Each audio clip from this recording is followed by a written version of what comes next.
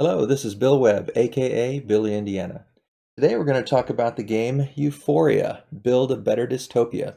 This game's by Jamie Stegmaier and Alan Stone, with illustrations by Jackie Davis, and published by Stonemaier Games. I'm going to be doing a 3x3x3 review, so I'll talk about 3 things that I really like about this game, 3 things that either I didn't enjoy or maybe other gamers might not appreciate, and then 3 games that I would recommend that have some connection or similarities to this game, Euphoria. So let's get to the review.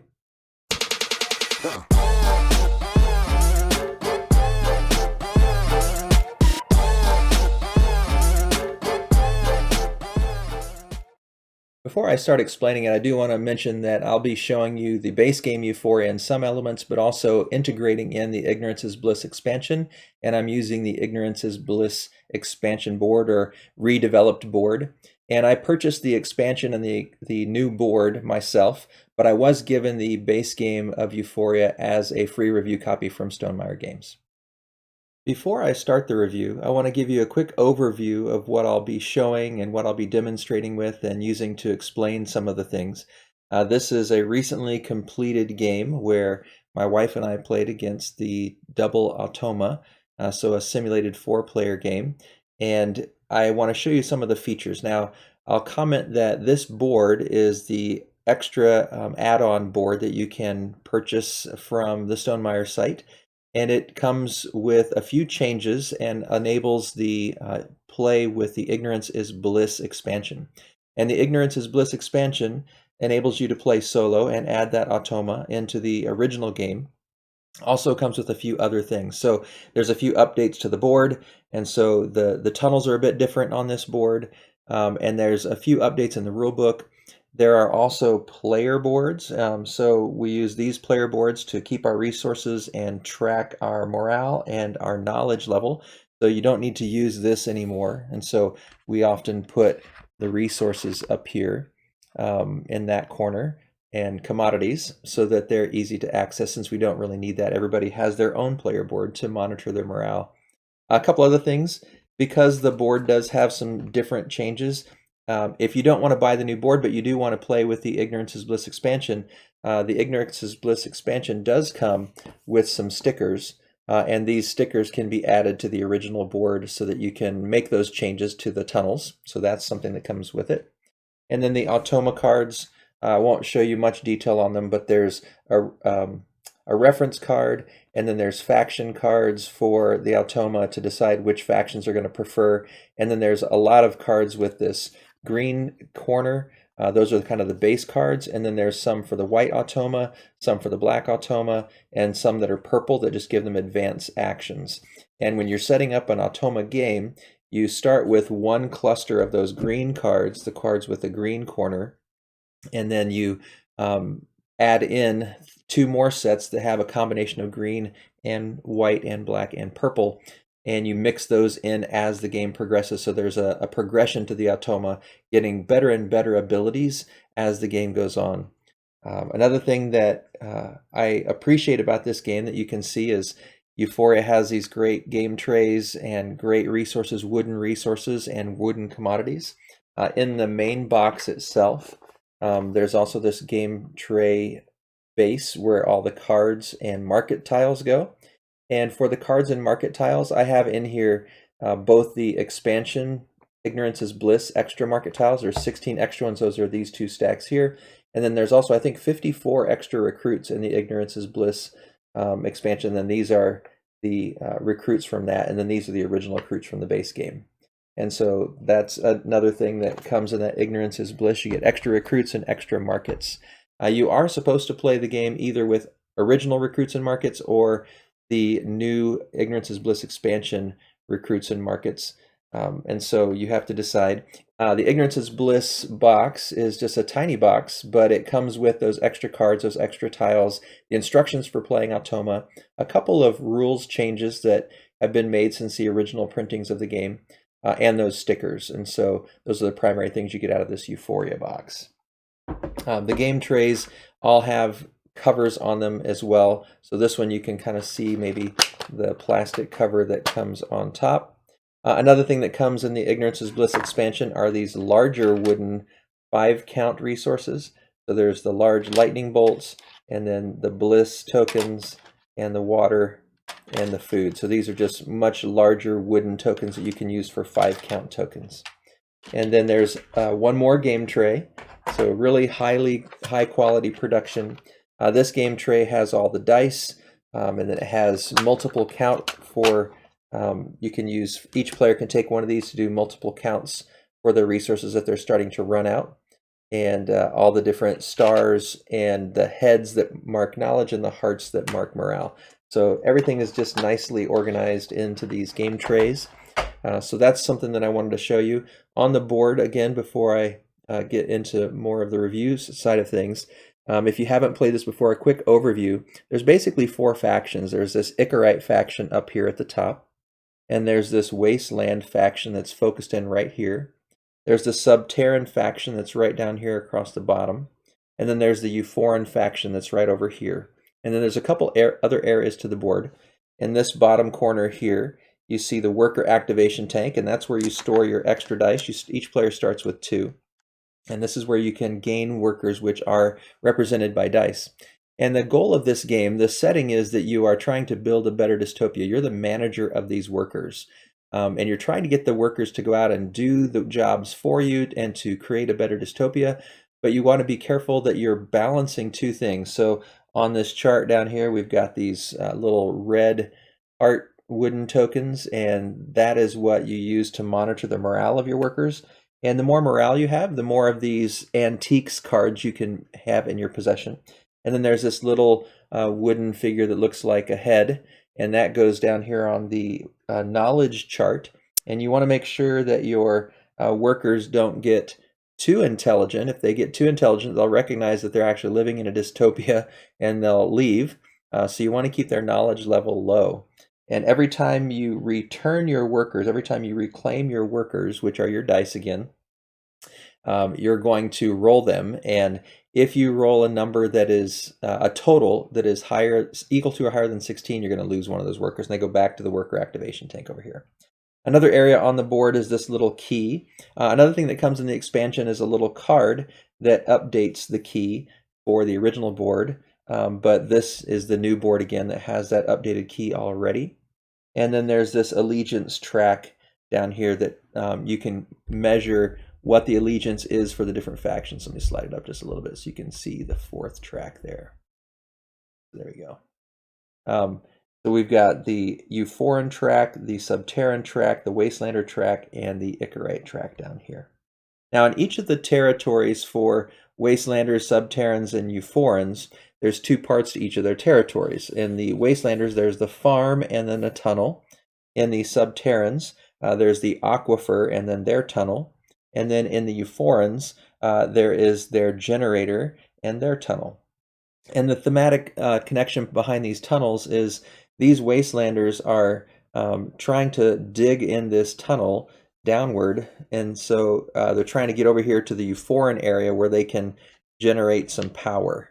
And so they've got these little miner meeples, these little wooden meeples, and they move down the tunnel, and once they reach the end, then the Wastelander faction is able to steal some of the power from the generator. And if you're working the Euphorian tunnel, you work your way down and you get to the Subterran area, and then you're able to steal some water from the Subterrans. And if you're in the Subterran tunnel, you work your way up the tunnel with your miner, and eventually you're going to get to where you can steal from the farms of the Wastelanders. So that's how those tunnels work. In the farm and the aquifer and the generator, you're generating either power represented by lightning bolts, or food representing by these fruit, or water represented by these water droplets. Now the Icarites are slightly different. They live up here above the land in these zeppelins, and they don't have a tunnel, but they do have markets that are already built. Whereas in the Wastelander territory, there's these 2 markets. Now these are flipped over already because this is a completed game, and so they've already been started. These markets have been activated. There's 2 marketplaces down here in the Subterran, and there's 2 in the Euphorians. And in this board game, this result, this is the only market that hadn't been flipped over yet. It hadn't been quite achieved. So there were 2 dice here placed in this 4-player game. We needed 1 more to be able to flip that over. And so you actually are building these markets as the game goes and the game progresses. But in the Euphorians, they do have their cloud mine where you can generate bliss, which I think is like a chemical to keep the workers happy. And then they have markets that are already built. And these markets to me seem a little bit more powerful, and I think that's because they don't have the tunnel. And then also in each of the areas, there's an artifacts area. So in this place, it's called the Wind Saloon, and the Icarites and the Euphorians, it's called Incinerator of Historical Accuracy. Over here in the Wastelanders, it's the Ark of Fractured Memories. And then down here in the Subterran area, it's the Free Press of Harsh Reality. And so these antiques cards that are over here along the side, you can gain them throughout the game and then you can play the cards in these artifacts areas to put stars out on the board. And the goal of the game is to get 10 stars out on the board before the rest of the players. It's a race game, and you can place those stars in these territories. So there's a Wasteland territory, Icarite territory, Subterran territory, and the Euphorian territory here, which no one actually placed in. So you can put stars there. If you help build the markets, you can actually put stars on the markets as well. And so those are some places where you can put your stars and try to get them out on the board. Another way you can put stars is each player is going to have recruits that help them manage their workers. And so these are the 2 recruits I had in this last game. I had Dr. Shepard, the lobotomist. And this lobotomist, because he was an Icarite, and on the Icarite allegiance track down here, we were able to move the marker all the way to the end. He was able to gain a star because his faction was able to build a great amount of allegiance. Now for the Euphorians, I had Bradley the Futurist, and each of these has a special function, a special power that you can use during the game. For instance, my lobotomist, anytime I wanted to retrieve my dice back from the game, and I could choose to sacrifice one, and I could gain 4 bliss, and then either a stone or a brick or a gold.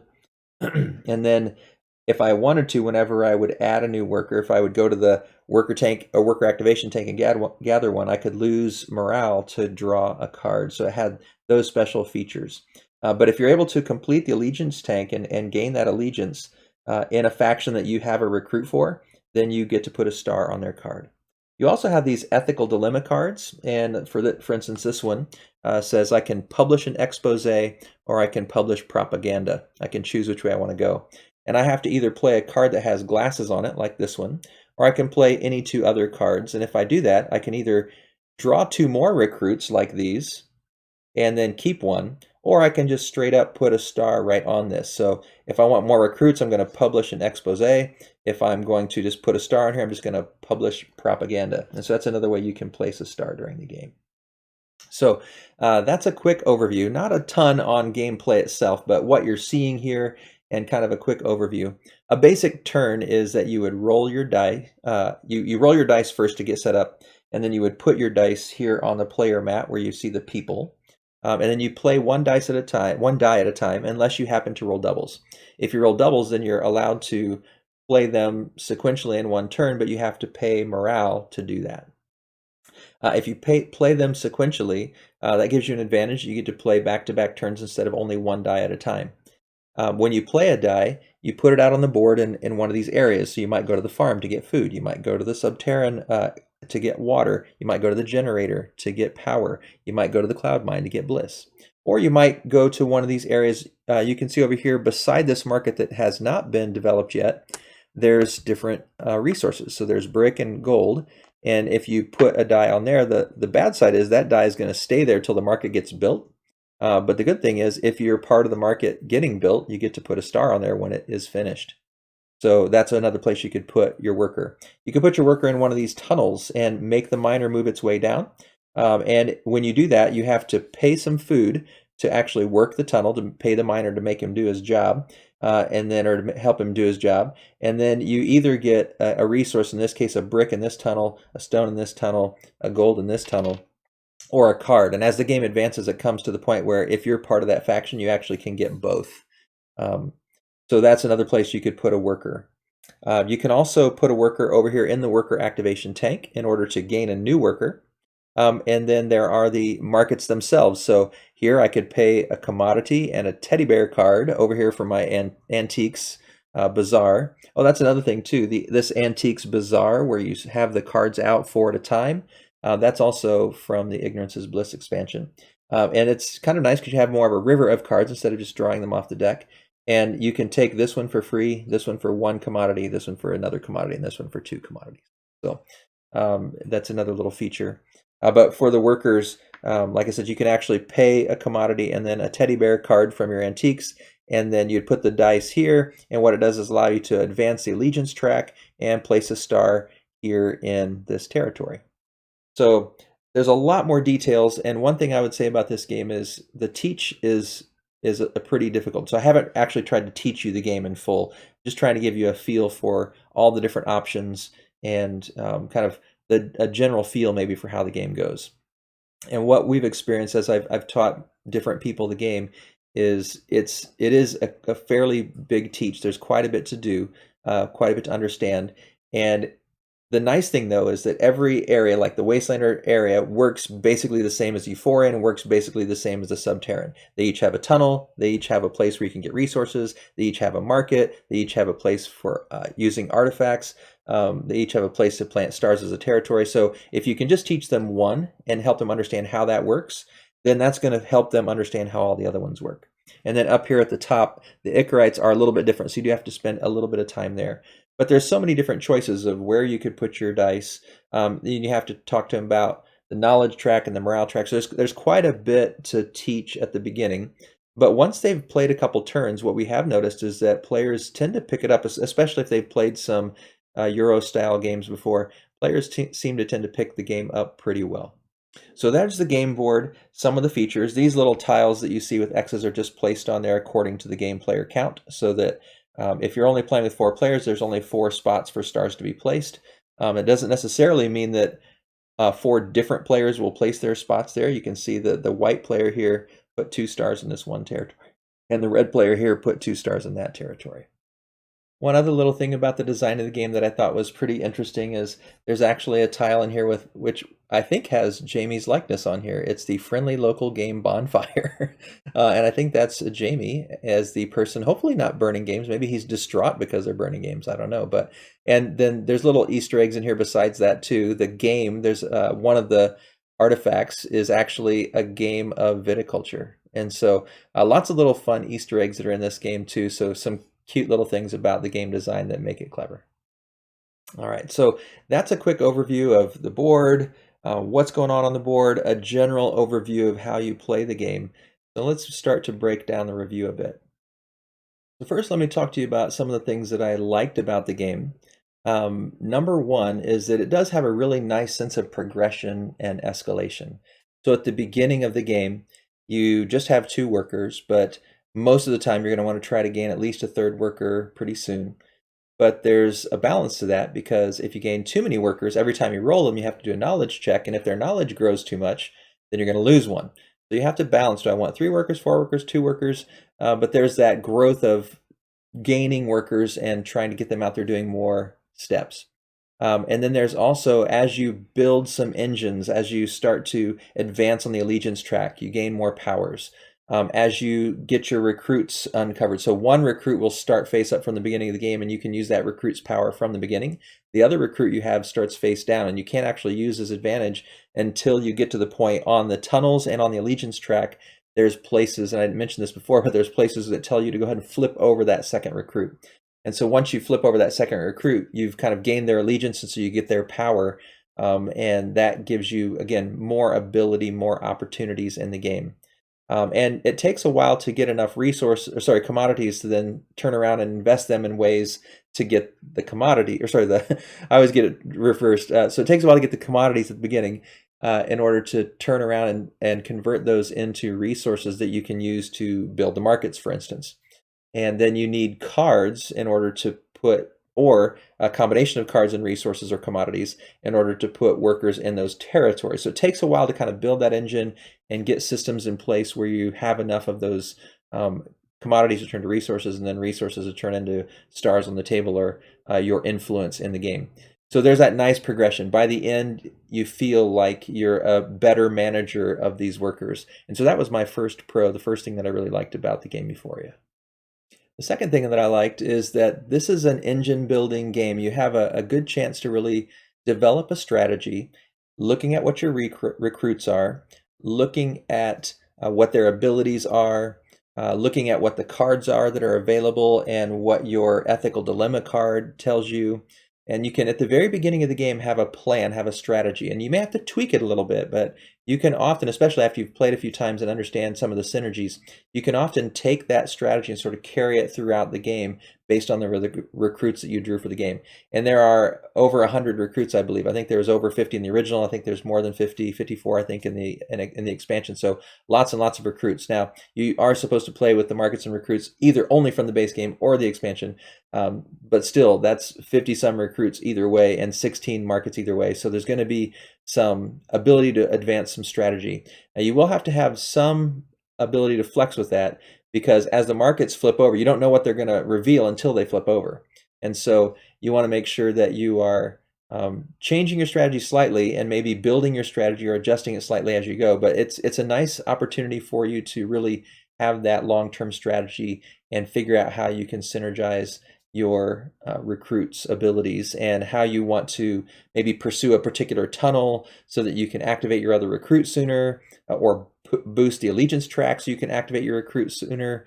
So you have a few ways that you can decide how you want to implement that strategy. So I'd say it's a little bit more strategic than tactical, although there is some element of tactics in terms of you do have to think on the markets about, well, if they're going to start putting something on that market and I don't want to get locked out, I'm going to have to also do that. So I don't know if that's purely tactical, but to me it feels a little bit more tactical, where you're responding more to what the other player's doing. So it's not purely a multiplayer solitaire where you're just playing your own strategy out. You do have to pay attention. You do have to sort of tactically make some decisions along the way that maybe go against your overall strategy or slow your overall strategy down, but it's important at that moment. Because if you do get locked out of building one of those markets, each of the markets has a penalty at the bottom. And so if the market is built and you didn't contribute, you suffer that penalty until you play artifact cards in order to join in that market and invest in that market. So there are those kind of tactical decisions that come along, but I think it's far more strategic than tactical, in my opinion, in my definition of those two terms. So that's the second thing I like. You can really develop a nice strategy and try to really flesh it out, but there are those tactical decisions that help you feel clever. There are those ways you have to adjust and tweak your strategy throughout the game. And to me, I like a game where you can build a plan but also challenge to make sure you're adjusting it as you go. The third thing I like about Euphoria is that it has a lot of things that are just commonly loved by gamers. Things as simple as the beauty of the board and the quality of the components and the game trays. Just those, a lot of players are often really attracted to those really nice, high quality features. And Stonemaier tends to produce games of that kind of quality, and it doesn't disappoint. Along with that, not just in the way the game looks, but even in the way it plays. So it's a race game, and a lot of players like that kind of a race game, but it's a Euro race. It's not like a fast-paced racing game, but it's one you're racing to 10. You're trying to get those 10 stars out. So it's an efficiency race. And a lot of players, I think, tend to like that kind of efficiency race. I know I do. Another thing that I think a lot of players will like is worker placement. And yet it's with dice, and so you have to not only just put your workers out there, but think about the quality of the worker. So for instance, if the value on the worker tells that worker's knowledge and affects its abilities in the different places that you can go. So if you go to the generator, for instance, if you go to the generator, you can and have a 1 through 4, you're going to get 1 lightning bolt of power and get to move the Euphoria track up. If you have a 5 to 8, you get 1 lightning bolt and get to knock the knowledge down of your worker force so that they don't get too smart and leave. If you get a 9 or above in that area, you get 2 lightning bolts of energy, and then you're going to gain some knowledge. It's kind of a give and take there. And so you can decide by placing your dice out there how you want to invest those workers and which ones. Do I want the lower number worker or the higher number worker? And in those areas, it's the sum of all the dice that have been placed there. So I might put a 1 out now and get that first level ability. And then next time I put another 1 out there and I can still get that first level ability. Or if someone else puts a 6 out there, I may want to go straight to a 4 so I can bump it to that highest level and get double the quantity. And so it's not just putting a worker out there, but deciding which worker in terms of the die pips, what the number is on the die, how I want to use it. And so That's also kind of a cool twist on worker placement, using the dice and using the value of the dice to affect different areas of the board. The last part of this is, to me, is that there are a lot of ways to win. So you can really go hard towards the markets. You can really go hard towards the territories. You can really focus in on getting the allegiance track so you can get stars on your recruits and your ethical dilemma. So there's lots of different ways to get the stars out there, and you can kind of push and pull back and forth. Like some of the markets um, have penalties that are really hard, and others maybe won't affect you depending on what strategy you're choosing. And so, or you may be able to adjust your strategy so that penalty isn't as harsh for you. And so there's just a lot of ways the game can go. And I think when you have a lot of ways that you can win, a lot of ways you can achieve that in-game condition, that's something a lot of gamers enjoy as well. And not only are there a lot of ways to win, and this game, it just has this rich depth of progression, like I've mentioned, and lots of opportunity to choose your strategy, still with some tactical decisions to be made along the way. But you can do it in about an hour. My wife and I played a 2-player game where we finished in 30 minutes. And so it's a quicker game for the depth and the richness that you can get out of it. So those are my top 3 pros of this game, top 3 things that I really like about Euphoria. Now let's talk about some things that I either didn't really care for, or I could see maybe other players not appreciating so much. The first thing I could see might be a detractor for some is there's a fair bit of luck in this, because you might roll high numbers a couple turns in a row and go from 4 workers down to 2 pretty quick. You don't do it every turn, but it can happen pretty quickly where you're going to lose some workers, and maybe you lose them at just the wrong time, and it is just based on the luck of the die roll. Now, there are a couple ways you can mitigate it with certain recruits, but if you don't have those recruits, then you can't. The other thing is those recruits themselves. You draw 4 and pick the 2 you want, and one person might draw 4 and have 2 in there that just perfectly synergize and just give them a great set of steps. Or you might have a situation where you're not really crazy about any of the 4, and so you just kind of pick 2 and hope you can do the best with them. There's a challenge in that a lot of players may really like, is how can I make the best with what I have to choose from? But I think there is that sense of luck where you could just get a really nice set of recruits at the beginning that maybe feel to the other player a little overpowered just by luck of the draw.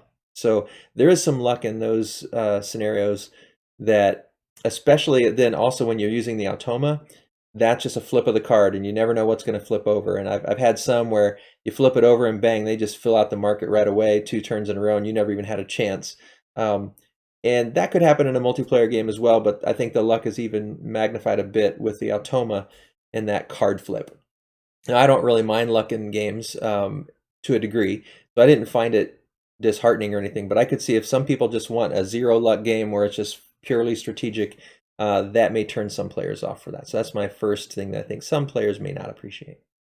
The second thing that I think may frustrate certain players is a player who has played it before, and especially multiple times, is definitely going to have a distinct advantage, because there is so much to think about. There are so many options that the first time it's really just a learning game. I mean, and even the first few times, there's a lot to remember. I think after one game you have a pretty good grasp, but there's definitely at least one game where you're just kind of trying to feel out, where can I put all my workers? What are all the options? How do these things combo? What are these markets even going to be like? And how can I really use the recruits? The first time you're looking at the recruits, you're not even sure exactly necessarily how it's going to help you. So I think if you play with someone who's learning it for the first time, then the players who have experience are going to have a distinct advantage. And I think too, for a player maybe who likes games but maybe is a little bit intimidated by bigger, deeper games, once you've gone through a few rounds, I think the gameplay is actually pretty easy, but there are just so many things to think about that I think either inexperienced gamers or gamers that are trying to learn this for the first time may be a bit overwhelmed. When we taught my son, I saw his eyes sort of glassing over a little bit, and he's in his 20s, and he's played quite a few games, but there's just so much to try to comprehend at the beginning, so many different things, and we didn't teach him everything at once. We held some things back to kind of teach them as they happened, but there's just so many things with the recruits and the ethical dilemma and the different artifacts that you can gather over here in the Antiques Bazaar, and how you place the workers and why you place the workers and how you get more workers and what are the stars, and there's just a lot of pieces and a lot of moving bits. Once he played a couple of hands, he was in it, and it was right down to the wire between he and my wife and I. But I can see for players who don't have much experience in this kind of a game, it can be a bit intimidating, and definitely there could be a pretty big disparity between someone who's played the game and someone who's not. So that could be a con for some, a thing that may turn them off a bit. The last thing I'll mention that I think was challenging for us was that almost everything you do, there's multiple steps to it. So for instance, if I go to the cloud mine, if I have a 1 to a 4, I'm going to gain a bliss, and I have to move the Icarite faction. Now, if the Icarite faction is my faction, I'm probably not going to forget, because I want to do that. I want to advance their legions. But if it isn't mine, I may forget to do that. And if you place on the miner, you may be going, or place on the tunnel, you may be going to the tunnel because you really need the brick or the stone or the gold. And so that's why you went there, or the card. And you went there with that focus in mind, and you may forget to move the miner down the tunnel. So there's almost always 2 or 3 things that you're having to do. Pay something, get something, make a second choice, count your dice. There's almost always 2 or 3 things you're thinking about on every action. Now that adds great depth to the game, but we found it pretty easy if we weren't kind of watching for each other.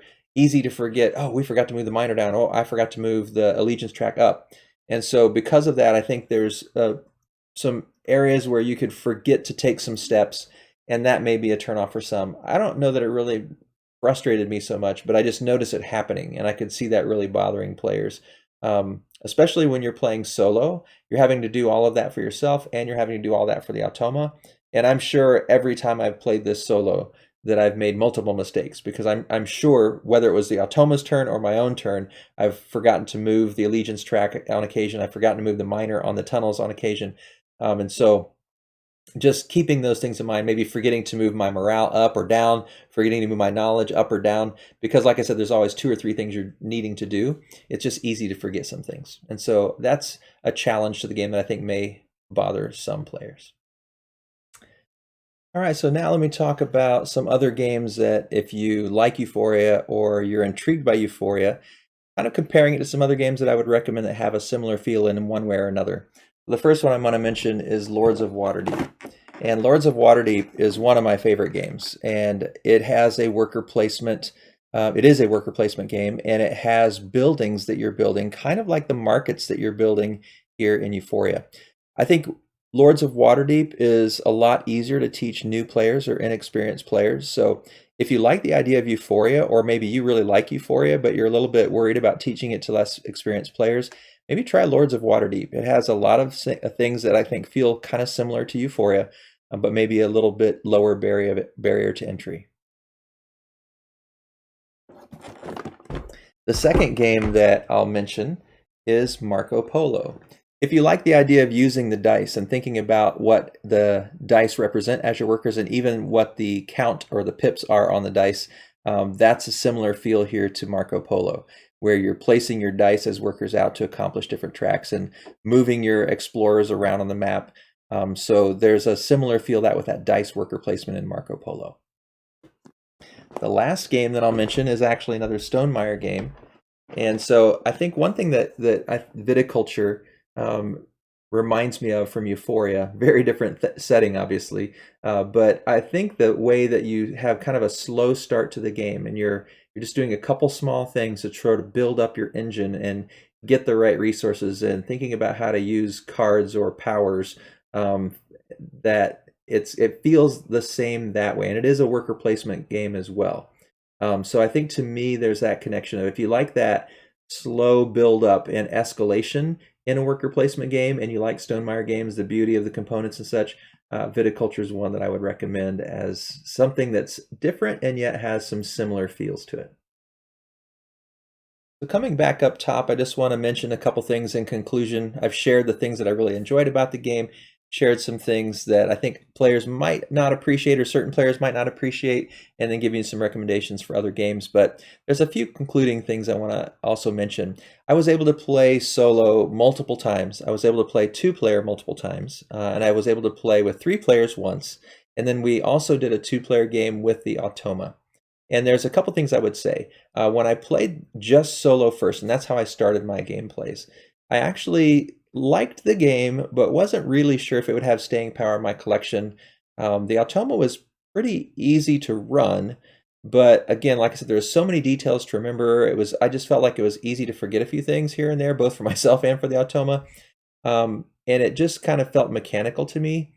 So I didn't really love the solo version, not because it was hard or badly designed. I think it's very well designed. Just personally, that didn't appeal to me so much. But then I played with my wife. So after I'd played a few times, and I had her come and play, and the two-player games we had, the first one was tough for her because she's trying to figure it all out. But the second, third, fourth times, she really caught on pretty quickly. We had some competitive games, and I liked it a lot more. And that's when I started to feel like, oh, okay, this game actually is appealing to me more playing against a live player than it did solo. And maybe that's just, maybe I'm not, as much of a solo player as other people, but this is just how it impacted me as my progression went along. And then finally, we're able to have our son join us, as I mentioned earlier in the video, and that three-player game really took it to a different level and made it so much more intriguing to me. That it went from a game that, okay, it's pretty good, it's not bad, to, oh, it is good, I actually enjoy it better, and then, oh wow, this game actually is pretty fun, and I want to play it more at this three-player count.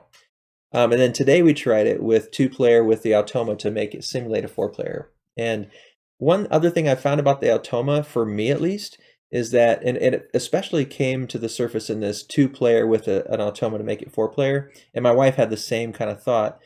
It feels a little bit like the Automa sort of runs the show, and you're kind of following its lead. You're sort of playing the Automa's game, but the Automa's game's random because it's all these cards you're flipping, and the order of the cards is going to be random. So to me, that didn't sit quite as well as when I'm playing against other players, because they're not going to play randomly. They're going to have a strategy. They're going to be following their own thoughts and ideas, and you may have to adjust to that. In fact, one of the games, my wife got, I think, Dava or something like that, the recruiter. I can't remember the exact name of the recruit, but that person as her recruit got her working on those markets so fast. And I felt like all I was doing the whole game was just trying to keep up, and I was really playing her game, and she was leading the way. But didn't bother me because it was an intelligent person making those decisions, and I was just being challenged to see, hey, can I keep up? Can I overcome this seeming advantage that she seems to have? And at first I thought, wow, that seems like an overpowered, imbalanced card. But when it came down to it came down to one turn who was going to win. And I won't talk about who won, but I'll let you wonder. But it was really incredible that it felt overpowered, and it did make me play her game. But it didn't bother me because I still had a chance to win right at the end. We were right there neck and neck, and it was going to come down to one play. But with the Automa, it just felt a little bit less satisfying that way. So again, maybe some of these thoughts are because I'm not a specialized solo player. I enjoy playing solo at times, but I don't know that I would really pull Euphoria out much to play solo again. Not because it was poorly designed. Like I said, it's a very clever, pretty easy to learn Automa. I just think for me, it wasn't quite as great of an enjoyment for that solo version. But two-player, it was quite a bit better, and three-player really started to shine for me. So I'm not sure about 4 or higher. I'm anxious to try that in the future, but for now with quarantine, that's what I'm limited to. So, but I'm really looking forward to getting this back to the table with 3 players. Overall, this is a game that went from, yeah, I like it, but I'm not sure. There's so many other games in my collection. Would I pull this out, having just played the solo, to, oh yeah, it's better, to now, yeah, I don't really see probably trading this game away, at least not soon. I definitely want to try out more games with 3-player. And experiment maybe with 4 players or higher when we're able to do that. So a really nice, clever game. I like the theme, and as most Euro games are, you could kind of say the theme's pasted on. You could play the whole game and never really think about the theme. But it's such an intriguing theme. Just that you're trying to manage these workers in a dystopian future, and you're trying to keep their knowledge down and their morale up. And so we actually did talk about that as we were playing. It was just kind of fun and funny to talk about as we were saying, oh, I got to make sure my workers are dumb enough. And so that was something that I found really enjoyable, even though the theme wasn't that critical. It was really well done. Like, I'm going to go to the incinerator of historical accuracy. I'm going to go to the theater of revelatory propaganda. So just the cleverness that went into creating these markets, and the board itself, the spa of fleeting pleasure and the bemusement park. Those things really make it entertaining and draw you in more in the theme than I think a lot of Euros do, even though they could have made this theme whatever they wanted. The theme that they chose, I think, was really clever. and it was just fun to integrate it. Again, you don't have to think about the theme while you're playing, but if you do, I think it makes it even that much more entertaining. So could be, that's a fourth pro, a fourth thing that I really did enjoy about the game that I didn't mention earlier. So in conclusion, yes, this one's going to be staying in my collection, at least for the time being. I definitely want to get several more plays out of it. I like the challenge. I like the thinkiness of it. I like that you have a lot of paths to victory, and it is just beautiful. So that's my review of Euphoria, Building a Better Dystopian Future. And I hope that you enjoyed this video. If it was helpful for you, if it was something that was entertaining for you, then I'd appreciate it if you click on that like button. And it'd be wonderful if you'd subscribe to the channel. Click on that bell icon and you can get notifications for when my other videos are coming out. I'll also be putting out a collaborative video with Daniel from Punchboard Party pretty soon on cartographers, so you can be looking for that one. As always, thanks for watching. This is Billy Indiana, signing off.